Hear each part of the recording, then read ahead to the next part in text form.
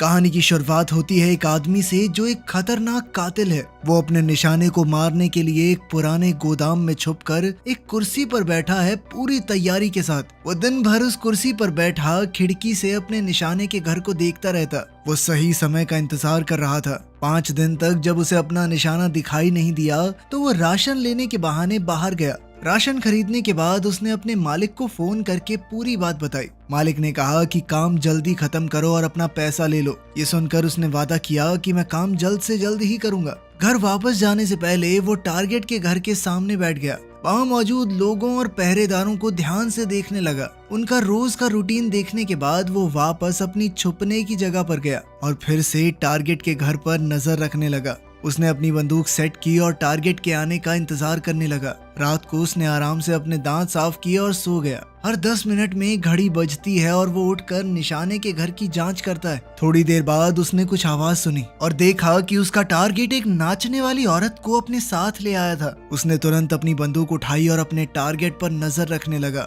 Target को अब तक कुछ भी पता नहीं था। वो औरत उसके सामने नाचने लगी। कातिल ने सोचा कि जैसे ही उसका टारगेट सोफे पर बैठेगा वो गोली चला देगा, पर जैसे ही उसने गोली चलाई नाचने वाली वो औरत अचानक से टारगेट के सामने आ गई और गोली उसे लग गई। वो वहीं मारी गई। उसने फिर से गोली चलाने की कोशिश की लेकिन पहरेदारों ने खिड़की बंद कर दी थी और उसका निशाना चूक गया था। अपना ये मिशन फेल होता देख उसने तुरंत बंदूक को बोरी में रखा, पूरी जगह की साफ सफाई की और भाग गया। फिर अपने एक इलेक्ट्रिक स्कूटर पर बैठकर वो वहाँ से निकल गया। पुलिस को गुमराह करने के लिए उसने रास्ते में कुछ सामान फेंक दिया और फिर दूर निकल गया। कुछ दूर जाकर उसने वो इलेक्ट्रिक स्कूटर भी छोड़ दिया और अब पैदल चलने लगा। चलते चलते उसने अपना हेलमेट भी नदी में फेंक दिया और जल्दी से एक राशन की दुकान के बाथरूम में गया। वहाँ उसने अपना चेहरा साफ किया, दाढ़ी काटी, कपड़े बदले और फिर पूरे बाथरूम को साफ कर दिया ताकि कोई निशान न रहे। फिर उसने एक गाड़ी बुलाई और सीधा एयरपोर्ट चला गया।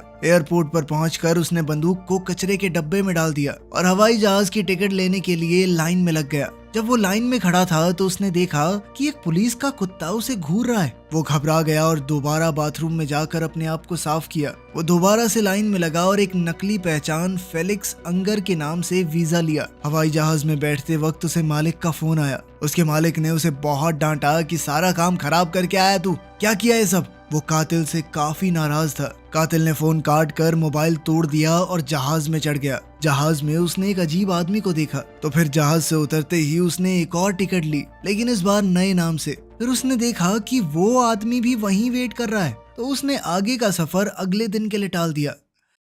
उसने एक होटल में कमरा लिया और दरवाजे पर जाल लगा दिया और खुद चाकू लेकर एकदम चौकन्ना बैठ गया कि जैसे ही कोई अंदर आएगा मार डालूंगा। लेकिन रात भर कुछ भी नहीं हुआ, कोई नहीं आया। अगले दिन वो प्लेन में चढ़कर अपने देश डोमिनिकन रिपब्लिक वापस गया। अपने घर पहुंचने पर उसने गेट के पास एक आदमी के जूते के निशान और जली हुई सिगरेट देखी। उसका शक पक्का हो गया कि यहाँ कोई तो जरूर है। उसने तुरंत बंदूक उठाई और घर की तरफ दौड़ा। घर के अंदर उसने खून के दाग देखे और समझ गया कि कोई तो घर में घुसा हुआ है। उसने अपनी गर्लफ्रेंड को फोन किया। जब उसने फोन उठाया तो वो अस्पताल में दौड़ता हुआ गया। वहाँ उसकी गर्लफ्रेंड उसे बेहोश कोमा में मिली और उसका भाई उसके साथ था। भाई ने बताया कि 2 कातिल, एक आदमी और एक औरत उनके घर में घुस आए थे। उनका असली टारगेट तो तुम थे, लेकिन जब उन्हें तुम नहीं मिले तो तुम्हारी गर्लफ्रेंड के ऊपर हमला कर दिया। उसने बड़ी मुश्किल से उन कातिलों से लड़कर अपनी जान बचाई थी, लेकिन फिर भी काफी चोट लगी। बचकर जब वो वहां से भागी और छुप गई तो उसने देखा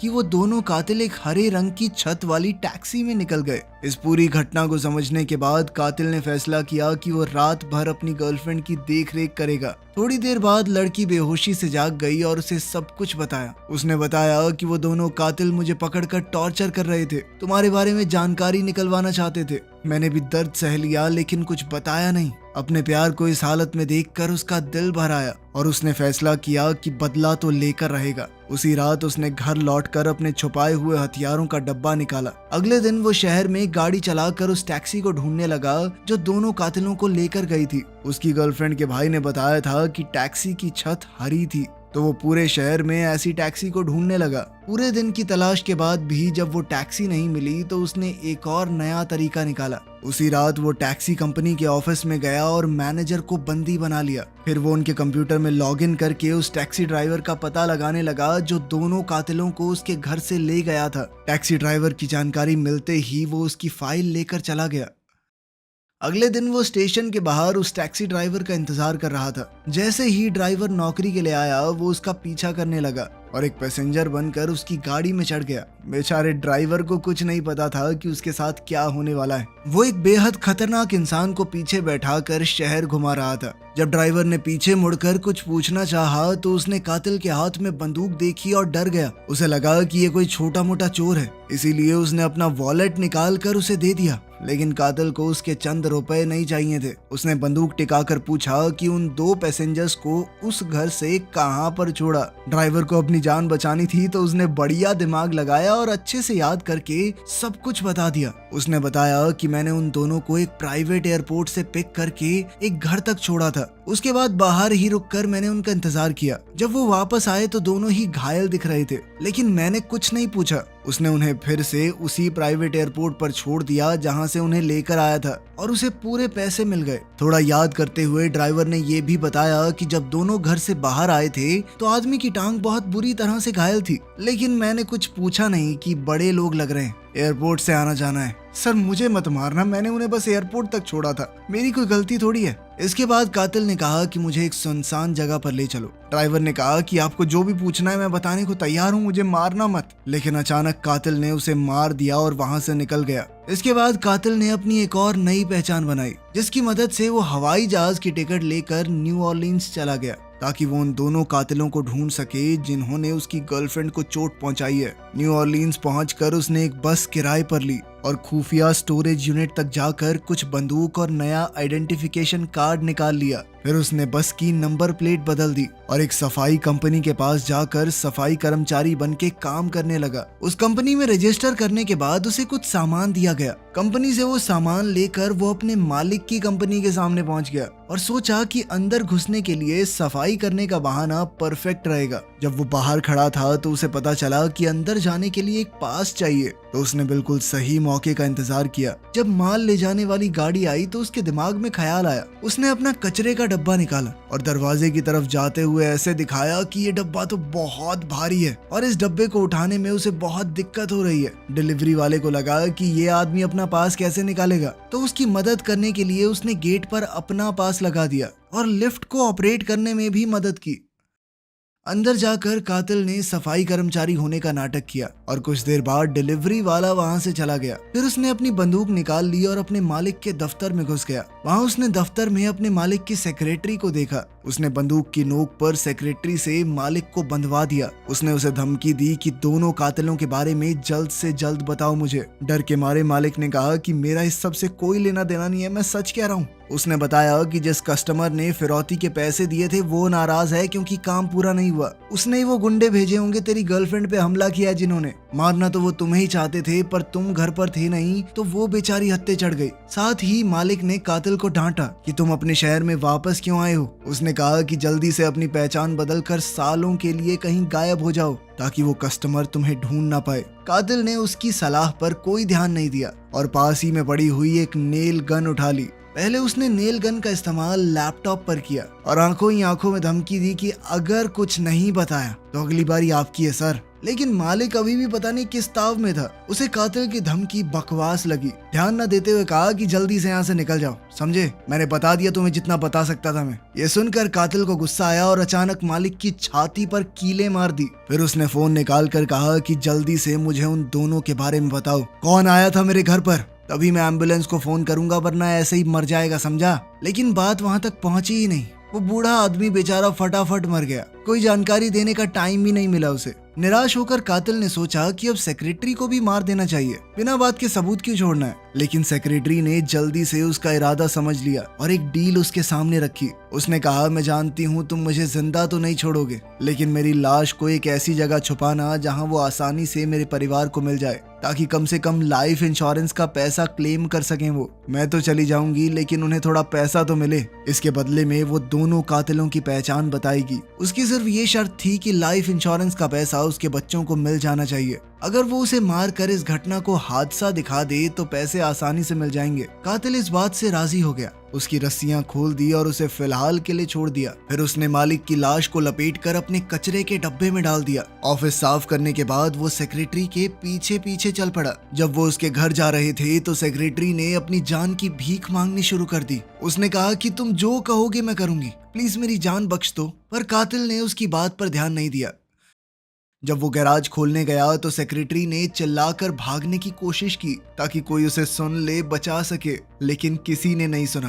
कातिल ने बड़ी आसानी से उसका गैराज खोला और गाड़ी अंदर ले गया। अंदर जाकर सेक्रेटरी ने उसे उन 2 कातिलों के बारे में बताया और एक पोस्ट कार्ड दिखाया जिसमें लिखा है कि किसने उसकी मौत का ऑर्डर दिया था। जरूरी जानकारी मिलने के बाद उसने औरत की गर्दन तोड़ दी और सीढ़ियों से नीचे धक्का दे दिया ताकि लोगों को लगे कि उसकी मौत एक एक्सीडेंट है और उसके बच्चों को इंश्योरेंस के पैसे मिल जाएं। इसके बाद वो स्टोरेज यूनिट में गया और अपने हैंडलर की लाश जला दी। फिर उसने एक ब्रिज पर जाकर बची खुची राख को हवा में उड़ा दिया। किसी को उस पर बिल्कुल भी शक नहीं हुआ। उस रात उसने बस को अच्छी तरह से साफ किया, वो नकली नंबर प्लेट फेंक दी और फिर अगले दिन बस रेंटल कंपनी को वापस कर दी। फिर वो सीधा फ्लोरिडा गया उन 2 कातिलों को ढूंढने के लिए जिन्होंने उसकी गर्लफ्रेंड को टॉर्चर किया था। वहां जाकर उसने सोचा कि पहले उस आदमी कातिल को ढूंढता हूँ, बाद में उस औरत की बारी। उसने ध्यान से मेल किलर का घर देखा जहाँ कुछ आदमी एक कुत्ते के साथ खेल रहे थे। उनमें से एक आदमी को उसने पहचान लिया क्योंकि वो थोड़ा लंगड़ा रहा था। उसने पूरा दिन घर के बाहर सही वक्त का इंतजार किया।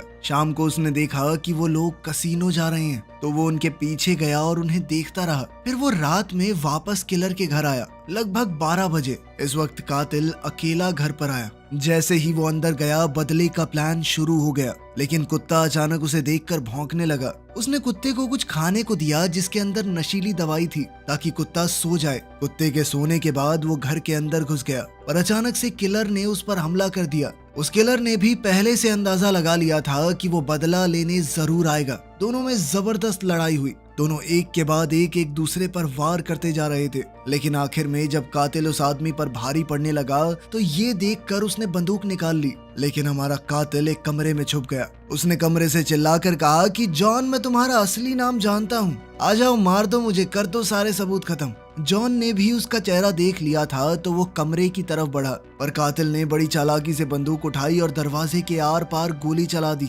जिसके बाद जॉन मारा गया। गोली की आवाज सुनकर कुत्ता जाग उठा और अपने मालिक को बचाने के लिए भागा, लेकिन कातिल तब तक घर से निकल गया था और कुत्ते को उसने गैराज में ही बंद कर दिया। उसने एक पेट्रोल बम जलाकर घर की तरफ फेंक दिया, जिससे पूरे घर में आग लग गई और बहुत बड़ा धमाका हुआ। इसके बाद वो टेरेसा नाम की उस औरत के पीछे गया जिसका उसकी गर्लफ्रेंड को टॉर्चर करने में हिस्सा था। जल्द ही वो एक झूठी पहचान के साथ फ्लाइट पकड़कर न्यूयॉर्क पहुंच गया। वहां जाते ही उसने एक गाड़ी रेंट की और टेरेसा के घर तक गया। उसने पूरा दिन बाहर इंतजार किया सही वक्त के लिए।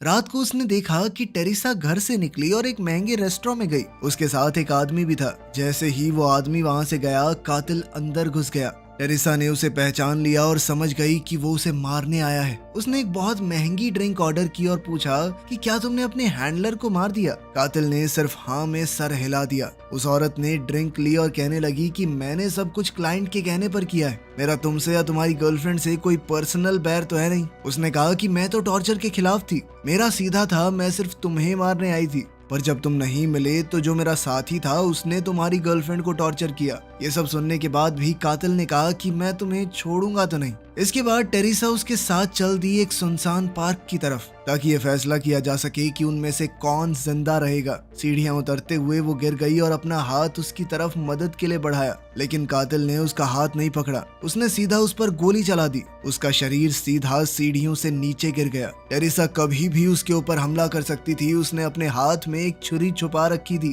खैर, कातिल ने तुरंत पार्क छोड़कर शिकागो की फ्लाइट पकड़ी ताकि अब वो उस क्लाइंट को मार सके जिसने ये सब करने का ऑर्डर दिया था। उस आदमी के बारे में थोड़ी रिसर्च करके उसे पता चला कि वो तो बहुत अमीर है, इसीलिए उसे मारना थोड़ा मुश्किल होगा। इसीलिए वो उस आदमी के घर के बाहर इंतजार करने लगा, उसकी हरकतों पर नजर रखने के लिए। जब वो आदमी गैराज से गाड़ी लेकर निकल गया तो कातिल ने ऐसा दिखाया मानो वो सड़क पर एक आम आदमी की तरह घूम रहा है और मौका देखकर फट से गैराज में घुसने की कोशिश की, लेकिन तभी उसने देखा कि घर का दरवाजा तो बंद है। तो उसने ताले ताले की फोटो ले ली और तुरंत इस बात पर रिसर्च करने लगा कि इस ताले को कैसे खोला जाए।